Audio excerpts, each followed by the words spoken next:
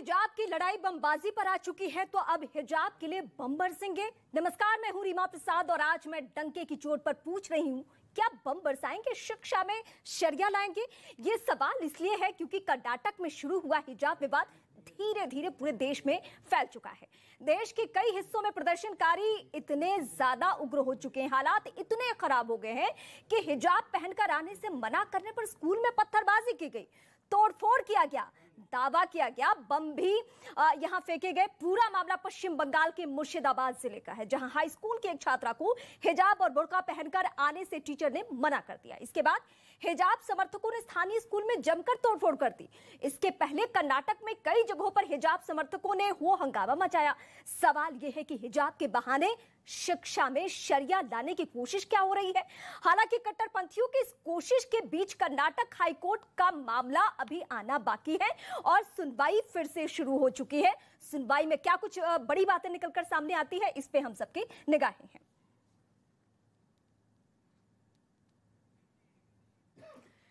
तो ये जो टीवी स्क्रीन पे आपकी तस्वीर है वो कहां की है? पश्चिम बंगाल के मुर्शिदाबाद की, उस मुर्शिदाबाद की जहां पे ये विवाद कब पहुंचा? पहले कर्नाटक से अन्य राज्यों में होते हुए मुर्शिदाबाद पहुंचा और मुर्शिदाबाद जब पहुंचा तो लगा ही नहीं कि हिजाब की लड़ाई है। इस तरीके से बमबाजी, इस तरीके से पूरे स्कूल परिसर को अखाड़े में तब्दील किया गया, टीचर्स बंधक बनाए गए और वहां सैकड़ों की तादाद में लोग पहुंच गए। अब ये दो तस्वीरें देखकर आप खुद अंदाजा लगा सकते हैं कि इसके पीछे सियासी मकसद जो है वो किस तरीके से आग लगा रही है। और इस वक्त हमारे साथ जो पैनल है उससे हम आपको सबसे पहले परिचय करवाते हैं। इस वक्त हमारे साथ ततीकुर रहमान रिसर्चर हैं, ये हमारे साथ जुड़ चुके हैं। नाजिया लाही खान वकील हैं, कोलकाता से जुड़ेंगी। बादल देवनाथ टीएमसी के लीडर हैं। शहजाद पुनेवाला बीजेपी से और साधना भारती कांग्रेस पार्टी से। आप सभी का बहुत स्वागत है। मैं सीधे बादल देवनाथ का रुख करूंगी, टीएमसी के लीडर हैं। बादल जी, मैं आपसे ये तस्वीरें दिखाने के साथ साथ समझना चाहती हूँ कि ये पश्चिम बंगाल के मुर्शिदाबाद में क्या हो रहा है?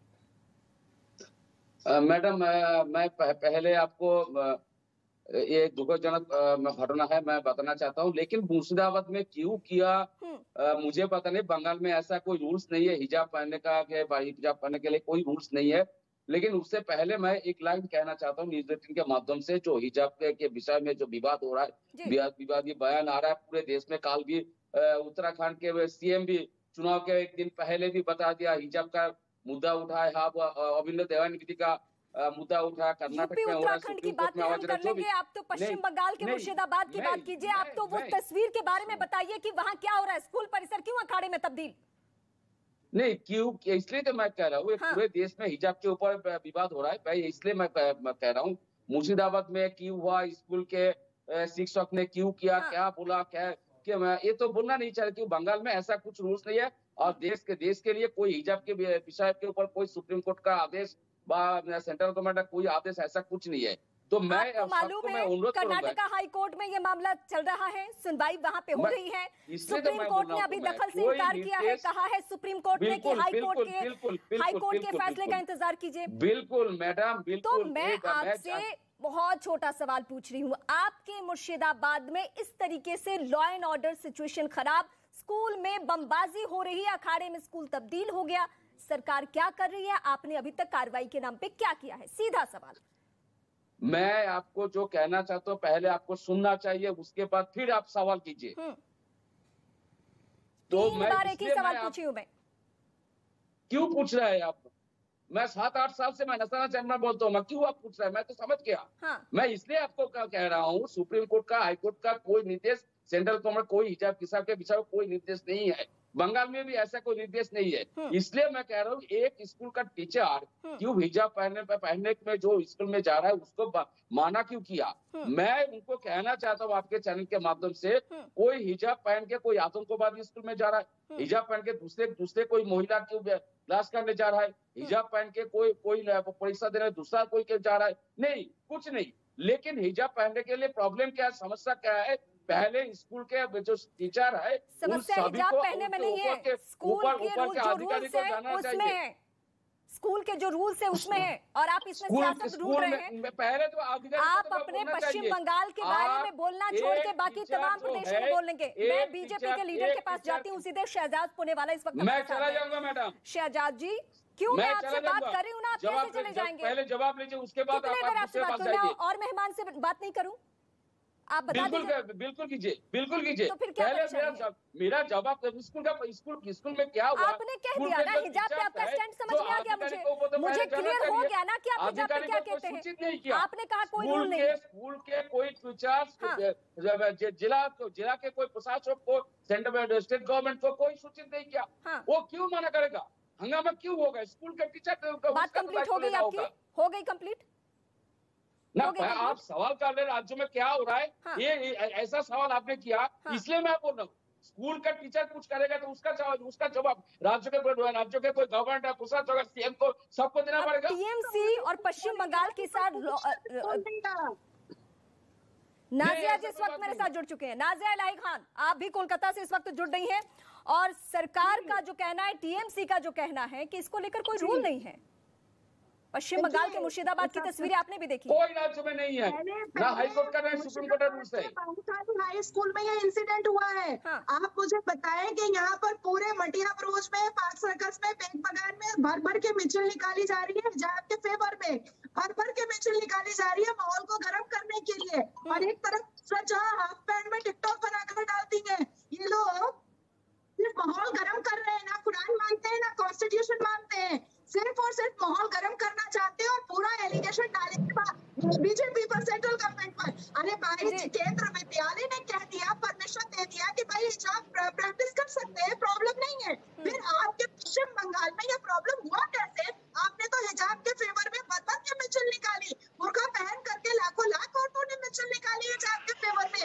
इनका काम है पश्चिम बंगाल के माहौल को गर्म करना, पीस एंड ब्रिज को तोड़ना, बस इनका यही काम है। कॉन्स्टिट्यूशन आर्टिकल 14 मानेंगे नहीं, कॉन्स्टिट्यूशन आर्टिकल 21 अब इससे ज्यादा मैं दर्शकों के सामने क्या कहूंगी कि टीएमसी के लीडर मेरे साथ ये कह रहे हैं कि कोर्ट का फैसला ही नहीं है, जबकि पूरे देश को मालूम है कि कर्नाटका हाई कोर्ट में मामला चल रहा है। सुप्रीम कोर्ट ने दखल से भी इनकार किया है कि पहले कर्नाटका हाई कोर्ट से फैसला जाए। शहजाद जी मैं आपका रुख करूंगी। नाजिया जी मैं आपके पास आती हूँ। नाजिया जी मैं समझूंगी, मैं पश्चिम बंगाल के हर एक जिले की कहानी जानती हूँ, वहाँ लॉ एंड ऑर्डर सिचुएशन क्या रहा है ये किसी से छिपी हुई बात नहीं है, और मैं तो आंखों देखी वहां से देख के आई हूँ अभी हालिया चुनाव में। शहजाद जी, सीएम योगी आदित्यनाथ ने अभी बीते एक हफ्ते पहले एक ट्वीट किया था जिसमें कई राज्यों को बहुत मिर्ची लगी थी, जिसमें उन्होंने कहा था कि यूपी को बंगाल, केरल, कश्मीर नहीं बनाना है तो वोट कीजिए। अब आज ये मुर्शिदाबाद की तस्वीरें देखने के बाद क्या समझ में आता है? देखिए रीमा जी, हिजाब के लिए बरसेंगे बम, संविधान पर दिखाएंगे शरिया का दम। पहले देश को इन्होंने हिंदू मुस्लिम में बांटा, अब ले आए क्लासरूम में भी धर्म। इसके पीछे, इस हिंसा के पीछे वोट बैंक के है कदम, और इसीलिए ये आज इतनी बड़ी हिपोक्रेसी भी हो रही है। उस पर ये कांग्रेस पार्टी और इनके जो चेले चपाटे हैं पूरी तरह से मम। आपको पता है महाराष्ट्र में, मुंबई में आदित्य ठाकरे ने कहा है कि स्कूल में किसी भी तरीके से हिजाब को अलाउ नहीं किया जाएगा, केवल यूनिफॉर्म चलेगा। साधना भारती बैठी है, बाकी यहाँ पर हिजाब ब्रिगेड के लोग बैठे हैं, एक शब्द उनके मुंह से नहीं निकल रहा है। केरल में ये पहले ही प्रतिबंध लगा दिया था स्टूडेंट पुलिस कैडेट पे कि हिजाब वहां पर नहीं होगा। केरल की सरकार ने, एक मुंह से इनके शब्द नहीं निकला। ये वही लोग हैं जो लावण्या के मामले में, आज देखा होगा महिलाओं के लिए इतनी चिंता है इनकी, लावण्या के मामले में जिस प्रकार से डीएमके के व्यक्ति ने वहां के अक्यूज्ड को उसकी सराहना की है, फेलिसिटेट किया है, उसके ऊपर एक शब्द इनके मुंह से नहीं निकलता। तो ये तो इनके डबल स्टैंडर्ड और दोहरे मापदंड का पैमाना है। परंतु मैं इनसे एक ही चीज पूछना चाहता हूं कि आज ये मामला कोर्ट में चल रहा है। सुप्रीम कोर्ट ने इससे पहले कहा है हिजाब एसेंशियल नहीं है इस्लाम में। इससे पहले कर्नाटका हाईकोर्ट ने कहा है कि आप बच्चों की शिक्षा पर ध्यान दीजिए और तब तक रिलीजियस ड्रेस कोड अलाउ नहीं किया जाएगा। तो अब बार बार कांग्रेस और इनके जो सहयोगी दल है, क्यों इस मामले को भड़काने के लिए, वोट बैंक को एक तरीके से भड़काने के लिए ताकि यूपी में वोट कमा सके, इसलिए क्यों प्रयास कर रहे हैं बार बार? ये पूरी की पूरी राजनीति केवल और केवल हिंदू मुस्लिम करवाने में और वोट बैंक को भड़काने के लिए किया जा रहा है। और टीएमसी ने तो दिखाया एक, उन्होंने तो कहा है कि हम लोगों की स्ट्रेटेजी है कि हिंदुओं को बांटो और वोट बैंक को भड़काओ और एक करो। तो ये उसी का हिस्सा है। जवाब ले लेती हूँ। साधना जी, सेलेक्टिव पॉलिटिक्स क्यों? केरला पे आप नहीं बोलेंगी? आदरणीय रीमा जी, उम्मीद करती हूँ जैसे शालीनता महाराष्ट्र पे भी जी को, वैसे ही मुझे भी सुनेंगे, बीच में नहीं टोकेंगे। बिल्कुल बिल्कुल जी। देखिए, सबसे पहली बात ये है कि हम तो शुरू से ही कहते आए हैं कि जाति और धर्म को धंधा बनाने का काम भाजपा के लोग करते हैं। चुनाव आते ही जाति और धर्म को धंधा बनाने के भाजपा में सब प्रबंध हो जाते हैं और सत्ता की खुरचन चाटने के लिए भाजपा में कुछ नेवलों के भी सांपों से संबंध हो जाते हैं। दूसरी बात रही कभी हिजाब की, मैं ये पूछना चाहती हूँ कि बीच चुनाव में ही क्यों कर्नाटक एजुकेशन एक्ट 1983 की 133वीं धारा लागू की गई? क्यों किया गया? क्योंकि इन्हें पता है कि विकास, महंगाई, बेरोजगारी, राम मंदिर में चंदा चंपत घोटाला जैसी बुनियादी समस्याओं पर कहीं सवाल ना उठ जाए, उन्हें दबाने के लिए ध्रुवीकरण की राजनीति इन्हें करनी है। हिंदू मुसलमान तो इन्हें करना है, जाति धर्म। लेकिन आपने भी नहीं कहा ना साधना जी, आपने भी नहीं कहा कि कोर्ट का फैसला आ जाए तब तक हम लोगों से अपील करते हैं कि आप इसको लेकर हो हंगामा मत कीजिए। आपने भी कोर्ट के फैसले का इंतजार नहीं किया। ठीक है, आपके हिसाब से अगर मैं मान लूं, अगर आपके हिसाब से मैं मान लूं कि ध्रुवीकरण की राजनीति हो रही है, तो आपने भी इस तरीके से चांद नहीं लिया ना। आपने भी, हाँ मैं शाहजाद जी आती हूँ आपके पास। मैं देखिए, मेरा बिल्कुल हमारा स्पष्ट स्टैंड है ना।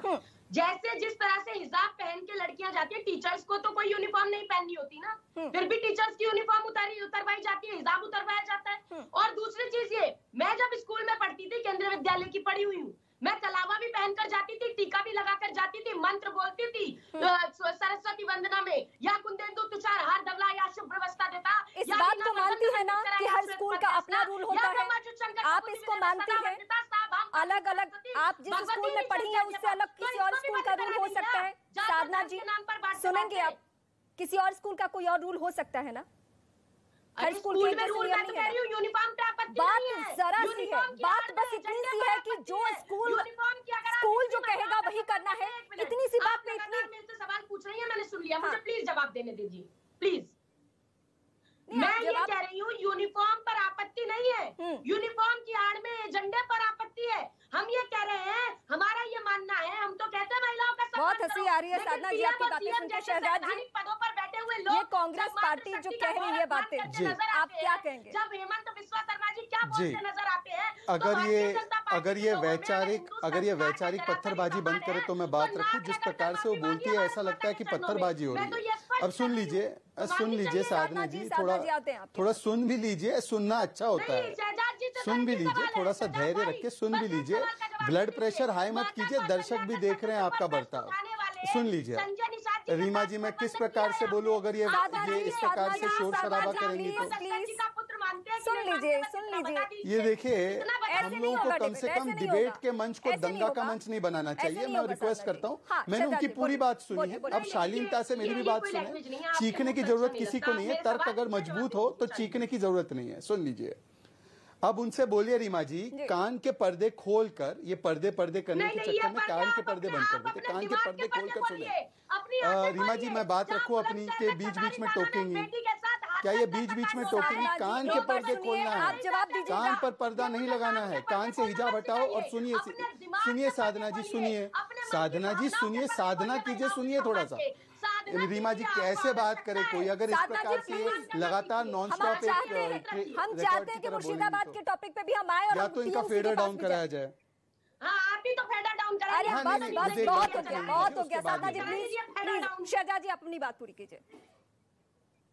हाँ देखिए, दो तर्क है। इन्होंने कहा कि ये सारा कुछ बीजेपी का किया कराया है, मान लेते एक मिनट के लिए, चलिए हम बहुत बुरे, हमने कराया। तो आपके वकील देवदत्त कामत, कपिल सिब्बल, बीवी श्रीनिवासन, जिनका कोई लेना देना नहीं इस विषय से, इसको भड़काने के लिए कोर्ट तक पहुंच गए और इस मामले को उठाने लगे। और आपके नेता अहमद पटेल कर्नाटका में आपत्तिजनक बयान मंदिरों को लेकर देते, मालेगांव में आपकी सरकार है महाराष्ट्र में, वहां पर आप एक हिजाब डे का पूरा प्रोग्राम आयोजित करते। सुन लीजिए रीमा जी, इस प्रकार से नहीं होता। मेरी दूसरी बात है, हम सांप्रदायिक है क्लासरूम के दौरान, क्लासरूम में, एक सेकंड रीमा जी, इस तरीके से नहीं। रीमा जी प्लीज मुझे अपनी बात पूरी करने दीजिए। रीमा जी, वरना डिबेट को ऑब्स्ट्रक्ट करना मुझे भी आता है, मुझे नहीं करना है। मुझे अपनी बात करने दीजिए, मुझे अपनी बात करने दीजिए। तर्क कमजोर नहीं हो, तर्क अगर कमजोर ना हो तो चीखने की और बीच में आप जवाब दीजिएगा, मैं आपके पास आऊंगी। रीमा जी, मैं बोल सकता हूँ? आपसे रिक्वेस्ट कर रही हूँ, प्लीज इनकी आवाज डाउन की जाए। रीमा जी, क्या चल रहा है ये डिबेट में? रीमा जी, मुझे अपनी बात पूरी करने दीजिए। रीमा जी, मुझे अपनी बात पूरी करने दीजिए प्लीज। रीमा जी मुझे अपनी बात पूरी करने दीजिए प्लीज, मैं अपनी बात पूरी करना चाहता हूँ। इस प्रकार से अच्छा नहीं लगता डिबेट करना। कांग्रेस पार्टी को छोड़ के रीमा जी अपनी बात 10 सेकंड में। जी टीएमसी के बारे में बोलिए, वो टीएमसी और मुर्शिदाबाद का जो मामला नहीं 10 सेकंड रीमा जी ये फेयर नहीं है, मुझे 10 सेकंड दे दीजिए। रीमा जी 10 सेकंड। ओके। हाँ रीमा जी, हमारा तर्क यह है कि क्लासरूम के भीतर पहले से एक रूल कायम है कि वहां पर कोई हिजाब नहीं पहनता। स्कूल में हिजाब पहनो, क्लासरूम तक आने तक हिजाब पहनो, किसी को कोई रोक नहीं है, जो पहनना है पहनो। क्लासरूम के भीतर महाराष्ट्र में, यह आदित्य ठाकरे का बयान, केवल यूनिफॉर्म चलेगा, हिजाब नहीं चलेगा, यह वहां की मेयर ने भी कहा है। अब साधना जी जो भी आरोप बीजेपी पर लगा रही है कर्नाटका के, ये आरोप आदित्य ठाकरे पर भी लगाए, ये उनका बयान है। उन्होंने कहा है धर्म क्लासरूम में नहीं चलता, धर्म आप अपना घर पे छोड़कर आओ, क्लासरूम में तो यूनिफॉर्म चलेगा। तो हम करें तो सांप्रदायिक और आदित्य ठाकरे करें तो सेकुलर कैसे? इसका जवाब दीजिए साधना जी। चीखना बंद करो आप पैनलिस्ट पर और मीडिया पर। हाँ, दे देती हूँ ना शहजाद भाई, सुनने की क्षमता। मैं आती हूँ आप लोगों के पास। अतीकुर रहमान इस वक्त मेरे साथ है। अतीकुर रहमान जी, मैं आपसे समझना चाहती हूँ, आप रिसर्चर भी हैं, क्या ये जो लड़ाई आप देख रहे हैं, ऐसा नहीं लगता है कि हम सबको, आपको भी, हमको भी, सबको थोड़ा सब्र रखना चाहिए कि कर्नाटका हाईकोर्ट का क्या फैसला आता है? उससे पहले देश के अलग अलग राज्यों में हमने इतना विवाद कर दिया, और मुर्शिदाबाद की जो तस्वीर आई उसको तो देख के यकीन ही नहीं होता कि हमने अपने स्कूल के लिए क्या कर दिया। एक जगह अखाड़ा और कर्नाटका में धारा 144 लागू, कहां पे? स्कूल पे।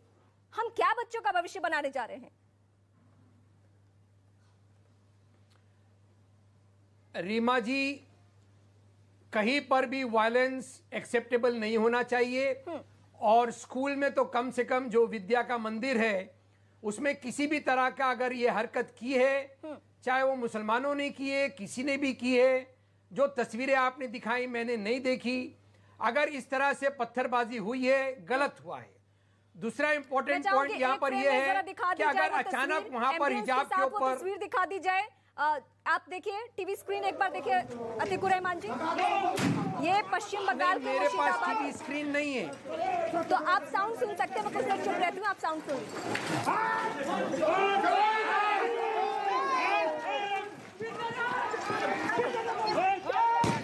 अब अतीकुर रहमान, आपने सुन लिया कि ये स्कूल परिसर, आप सोचिए क्या प्रभाव पड़ेगा उन स्कूल के बच्चों के ऊपर जिनको इस माहौल में रहना पड़ रहा है। क्या ये सही है? जी रीमा जी, हाँ रीमा जी, आईपीसी के तहत जो भी कानून लागू होता है इनको सजा मिलना चाहिए, और इनको मैसेज ये देना चाहिए पूरे समाज को कि इस तरह की हरकत रिपीट ना हो। नाजिया जी, मैं आती हूँ आपके पास। अतीकुर रहमान जी को बोलने दीजिए। मैं आती हूँ नाजिया जी। अतीकुर रहमान जी, इनके लिए तो आईपीसी सीआरपीसी पता ही नहीं है। हमको समझना ये है रीमा जी कि अगर अचानक ये रूल थोपने की कोशिश की है और ये वायलेंट हरकत हुई, तो दोनों को समझना चाहिए कि अचानक कोई भी चीज को आप लागू करने की कोशिश करेंगे। मुझे खुशी हुई अतीकुर रहमान, अचानक कोई भी रूल को लागू करने की कोशिश करेंगे। अचानक कोई रूल लागू नहीं हो रहा है, पहले इस मामले को लेकर विवाद नहीं किया गया, ये सबको समझ में आ रहा है, और आपको भी मालूम है अतीकुर रहमान जी, आप सब कुछ मालूम है आपको। बादल जी ने आपको बताया ऐसा कोई रूल नहीं था। बादल जी ने आपको बताया ऐसा कोई रूल वेस्ट बंगाल के स्कूल्स में नहीं है, तो जाहिर सी बात है कि अचानक लागू करने की कोशिश की गई और उसका रिएक्शन ये हुआ जो कि गलत हुआ। रीमा जी, मैं कंप्लीट कर लूं प्लीज। अतीकुर रहमान, आप ये बताइए किस तरीके से बातें हो रही है। अगर वहां पे मान लीजिए कुछ देर के लिए मैं मानती हूँ कि पर्टिकुलर उस स्कूल में ऐसा कोई रूल नहीं था, कोई भी ऐसा रूल नहीं था, लेकिन क्या ये बात इतनी हिजाब की लड़ाई में बढ़ेगी कि हम सीधे सीधे बम मारना शुरू कर देंगे?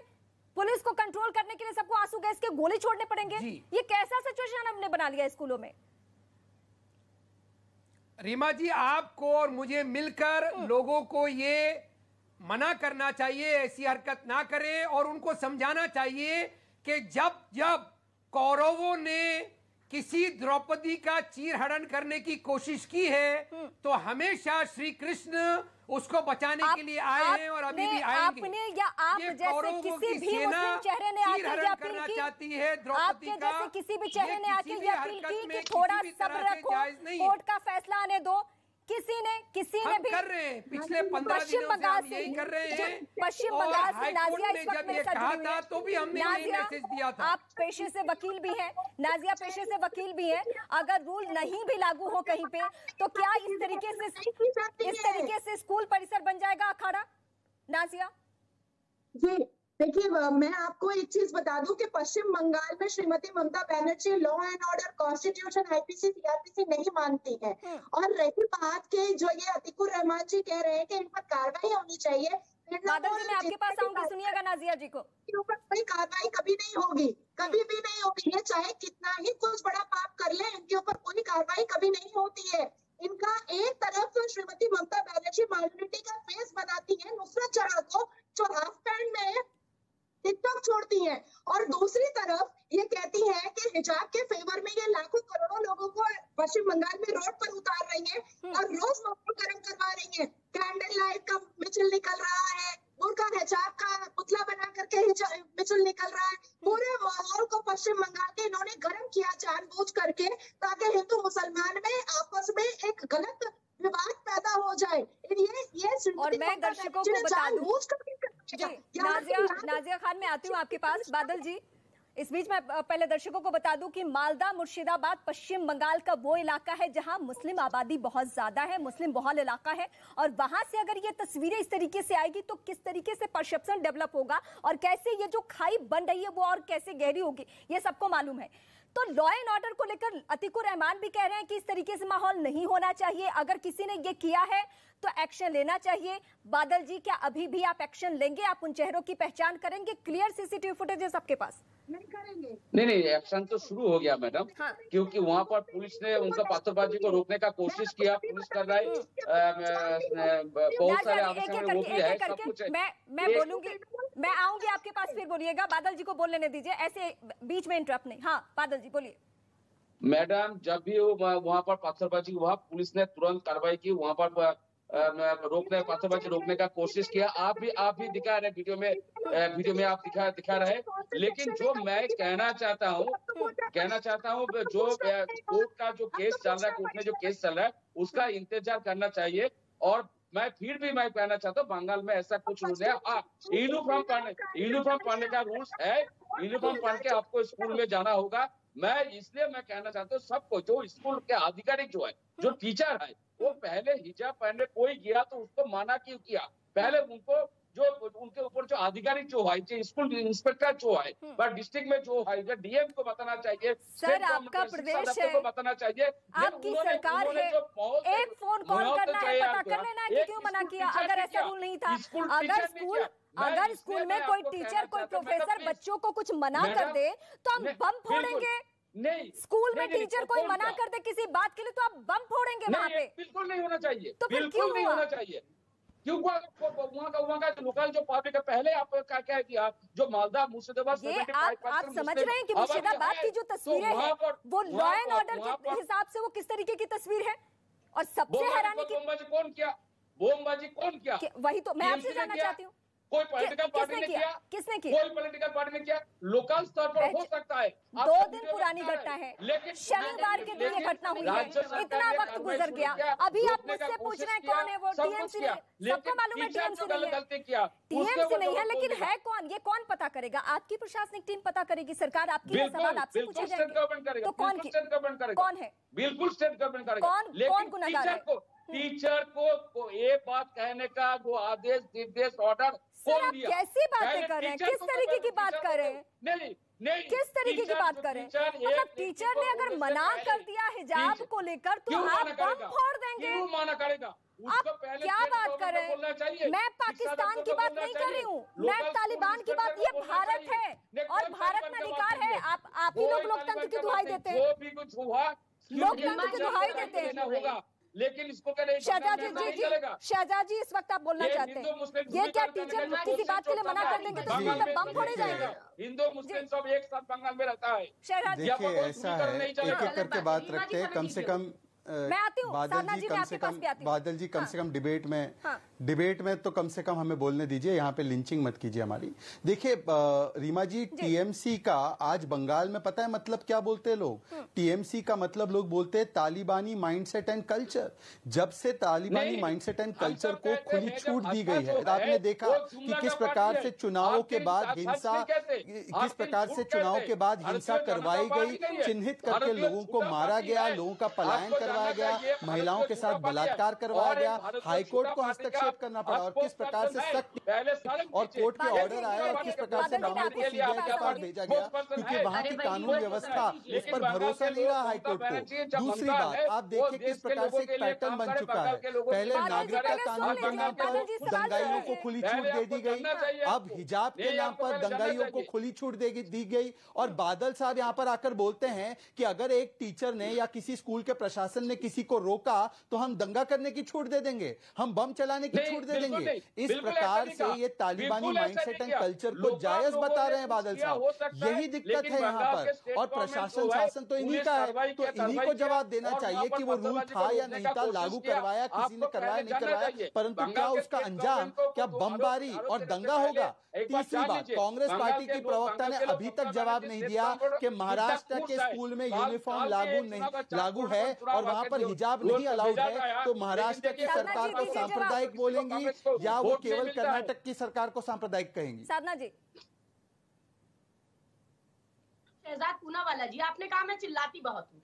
देखिए, जब संसद गूंगी और शासन बहरा होने लगता है और कलम की आजादी पर भी बहरा होने लगता है, तब अंतर आ ही जाता है शब्दों की परिभाषा में, और साधना भारती को चिल्लाना पड़ जाता है अंगारों की भाषा में। आप अपने सवाल का जवाब तो मांग रहे हैं, मुझे अभी तक आपने ये नहीं बताया कि जब अमित शाह जी बुलंदशहर प्रचार करने गए तो क्यों उस महाराष्ट्र की सरकार सांप्रदायिक है या सेकुलर है, वो बता दीजिए। जलवा दिया गया, क्यों वो लोधी बच्ची हिंदू की बेटी नहीं थी क्या? आप अरे फिर से आप चीखने लगी। चीखिए मत, तर्क से जवाब दीजिए। इस पर बात करेंगे, हम आपको बुला लेंगे।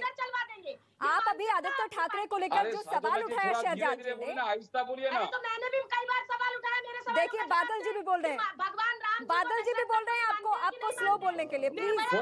डिबेट में सबको परेशानी हो रही है, डिबेट में सबको परेशानी हो रही है, प्लीज साधना जी क्यों नहीं देते? मुझे मुश्किल हो रही है आपके पास आने में, क्योंकि और सारे गेस्ट मेरे नाराज हो रहे हैं, इस बात का तो ख्याल रखिए। आपने मुझे इतनी देर बाद समय दिया है मैडम, मैं पूछ रही हूँ शहजाद भाई से कि साधना जी, आप तर्कों को ऊंचा कीजिए, आवाज को नहीं। तर्क ऊंचा रखिए, आवाज नहीं। जब देश के आदित्य ठाकरे सांप्रदायिक है या सेकुलर है, वो बता दो। जर्सी गाय कह जाते हैं, जब सुपर्णखा से तुलना कर देते हैं, तो ऐसे अरे साधना जी, वो सारे विषयों पर 6 बजे के बाद हम मिलकर डिबेट कर लेंगे। आदित्य ठाकरे कहता है यूनिफॉर्म चलेगा, सांप्रदायिक है या सेकुलर है? आपकी सहयोगी पार्टी के बड़े चेहरे ने आदित्य ठाकरे ने एक लाइन बोली है, लोकतंत्र है तो पहनने दीजिए जो आदित्य ठाकरे ने जो कहा है, आदित्य ठाकरे ने जो कहा है उसको लेकर कुछ है जवाब आपके पास? आदित्य ठाकरे ने जो कहा है, कहा है स्कूल में यूनिफॉर्म चलेगा, आप उनके साथ सरकार में है क्यों? नहीं धीरे धीरे बोलिए। हिजाब और किताब में द्वंद पैदा मत कीजिए। मैं ये पूछ रही हूँ, सरस्वती वंदना करते हैं तो उसे बंद करवा देंगे आप? मैं आपसे सवाल कुछ और पूछा जाए, जवाब कुछ और देंगी, उसके बाद आप नाराज होंगे कि मैं आपके पास आ नहीं रही। जूम कीजिए, जूम। नहीं, आप सब कुछ बंद, आप सिख छात्रों से कहेंगे आप पगड़ी उतार कर रख देंगे, यही चाहते हैं आप हिंदुस्तान में? आप लोकतंत्र की दुहाई तो आप दे रही थी अभी थोड़ी देर पहले। जब चल रही होती है तब थोड़ी कोई सरस्वती है, लोकतंत्र है तो मैं सवाल पूछ रहा हूं, आप जवाब दे नहीं रही। इसका जवाब दीजिए। हमारे यहाँ नहीं, सुनिए तंगुर रहमान, मैं आपके पास आती हूँ क्योंकि अब ये डिबेट मुद्दे से भटक रहा है। मैं आपसे समझना चाहती हूँ, पिछले बार आपने बहुत सारे पॉइंट्स बताए और गिनाए, मुझे अच्छा लगा कि आप खुल के बोले और आप कह रहे हैं कि अगर किसी ने ऐसा कुछ किया है तो एक्शन होना चाहिए। हालांकि बादल जी मुझे बता नहीं रहे हैं कि 2 दिन गुजर जाने के बाद भी क्या एक्शन हुआ है और किसकी पहचान हुई है, कौन चेहरे, कुछ भी नहीं बताया जा रहा है। लेकिन अतीकुर रहमान, मुझे आपसे ये समझना है कि ये देश के अलग अलग राज्यों में, अलग अलग हिस्सों में इस तरीके से स्थिति आ गई है। कर्नाटका में धारा 144 लागू, पश्चिम बंगाल के मुर्शिदाबाद में बम फोड़े जा रहे हैं, जयपुर में इसी तरीके से हो हंगामा हो रहा है, मध्य प्रदेश में इसी तरीके से बच्चियां रोड पे निकल रही है।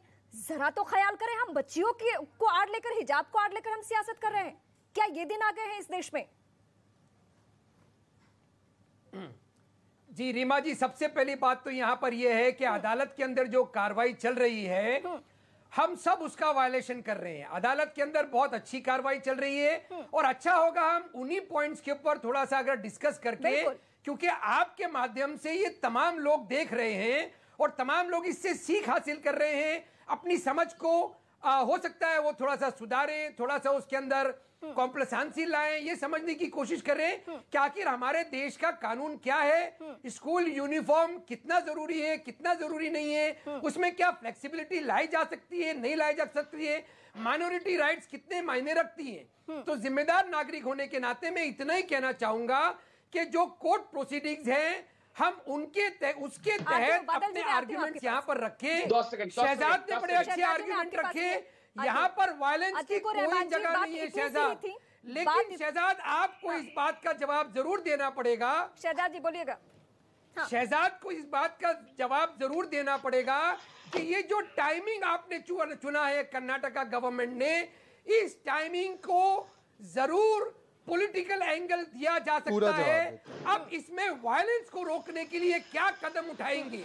वायलेंस को रोकने के लिए एक ही कदम उठाया जा सकता है, स्टेटस को मेंटेन किया जाए। अगर दिलीप साहब कह रहे हैं कि वेस्ट बंगाल में ऐसा कोई हिजाब को लेकर रूल नहीं है, तो स्टेटस को मेंटेन क्यों नहीं कहा गया? जवाब ले लीजिए। अतीकुर रहमान साहब, आप पूरा जवाब लीजिए। टाइमिंग को लेकर बार बार जो सवाल उठाया जा रहा है, ये टाइमिंग हमारा तो था ही नहीं। मैं आपसे फिर से कह रहा हूं कि दिसंबर 2021 तक कोई भी हिजाब पहनने की कोई भी ना चलन था। 35 सालों से वहां पर कोई क्लासरूम के भीतर, देखिए स्कूल तक तो अभी भी हिजाब अलाउड है, क्लासरूम तक भी अलाउड है, क्लासरूम के भीतर जब महिलाओं की क्लास चल रही है, ऐसा 35 साल तक कोई चलन नहीं था। अंडरटेकिंग भी अगस्त में साइन की हुई थी, पर जब कैंपस फ्रंट और पॉपुलर फ्रंट ऑफ इंडिया ने हस्तक्षेप किया और कांग्रेस पार्टी इसमें बीच में कूदी, तब जनवरी 2022 से मुद्दा बना। अब हम कह रहे हैं कि कोर्ट में मामला जब चल रहा है, एक सेकंड अतीकुर रहमान साहब सुन लीजिए, बीच में मत बोलिए प्लीज।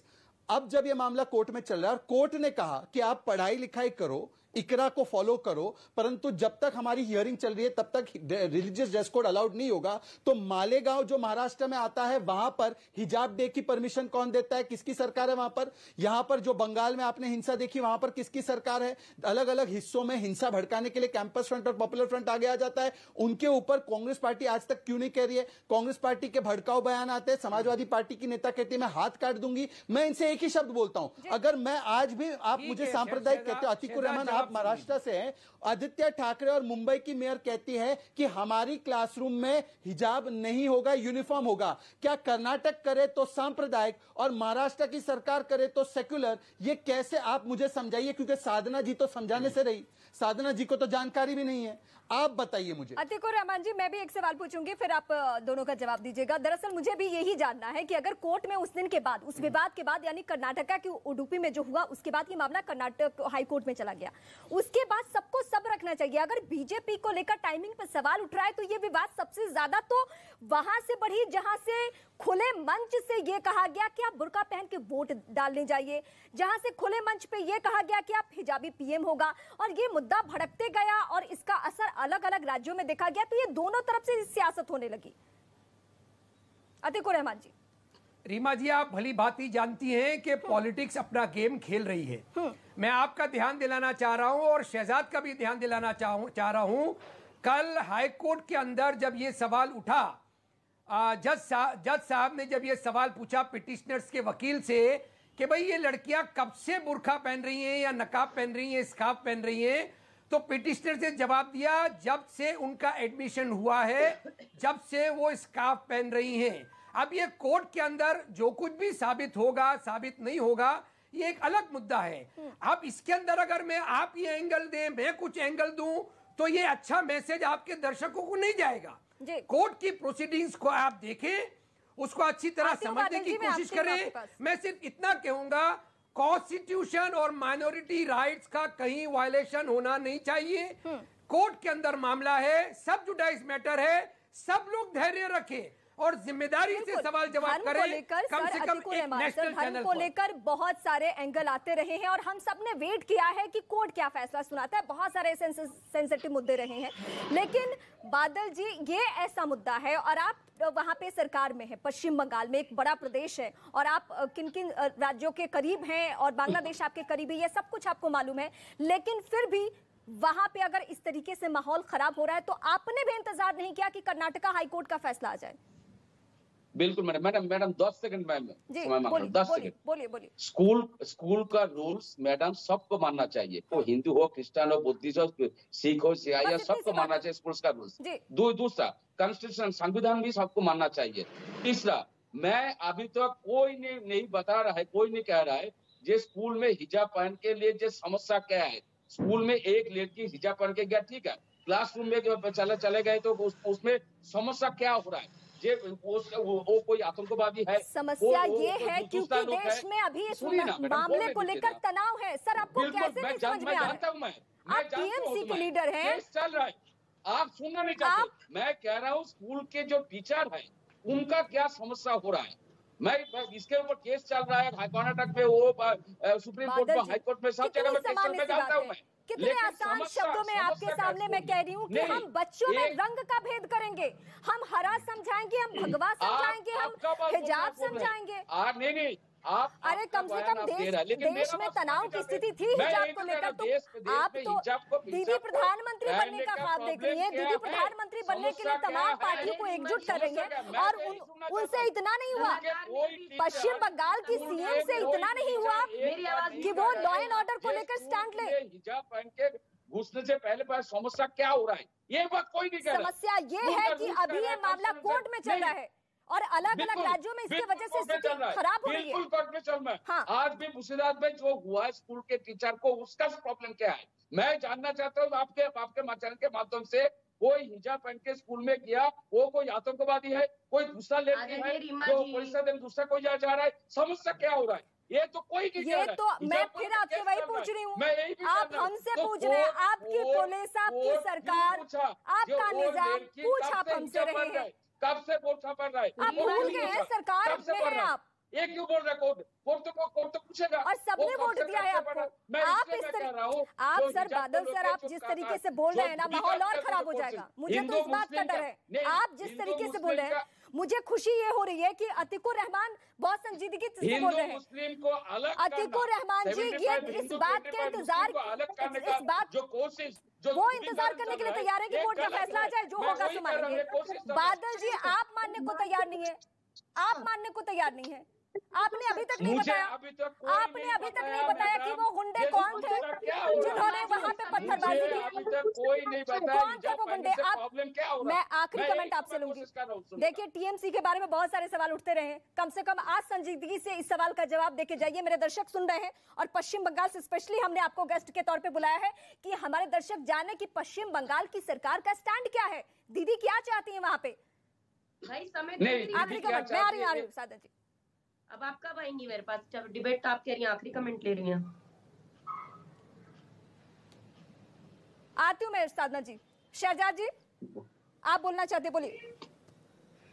देखिए, सवाल ये होना चाहिए था बादल जी का कि चाहे टीचर ने सही किया या गलत किया, किसी गुंडे को, किसी आतंकवादी प्रवृत्ति व्यक्ति को बम चलाने का अधिकार कैसे मिल सकता है, ये सवाल होना चाहिए बादल जी का। पर बादल जी क्या बोल रहे हैं कि टीचर की हिम्मत कैसे हुई हिजाब रोकने की, और जो बाकी बम चला रहे वो तो ठीक है, ये इनकी मानसिकता है, तालिबानी माइंडसेट एंड कल्चर। अब ये साधना जी फिर से सुनिए एक बार कान खोलकर, जो आरोप आप कर्नाटका की सरकार पर लगाती है, ये आदित्य ठाकरे ने हिजाब को, देखिए साधना जी, आपको चीखने की और आपकी कमजोरी दिखाने की जरूरत नहीं है। तर्कों पे आप कमजोर है, पूरे देश ने देखा है, इसीलिए आप आवाज उठाकर और बीच में सबके बोलकर, आपका ये तरीका है डिबेट का, पूरा देश जानता है, इसमें कोई नई बात नहीं है। परंतु साधना जी, सवाल आपसे ये है, आदित्य ठाकरे जी ने मना किया है हिजाब को क्लासरूम में, क्या वो सांप्रदायिक है या वो सेकुलर है? भगवान राम जी को दशरथ का पुत्र मानते हैं कि नहीं मानते?